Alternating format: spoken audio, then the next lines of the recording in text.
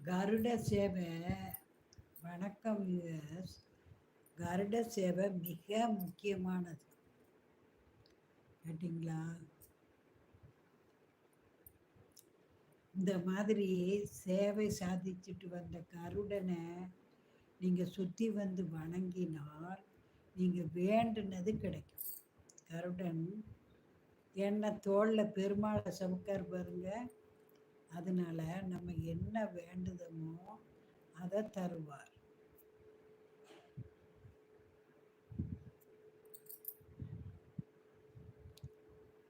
அதனால சேவை சாதித்த கருடன் இறக்கி வச்சிருக்கத பார்த்தீங்கன்னா உடனே சுற்றி வாங்க.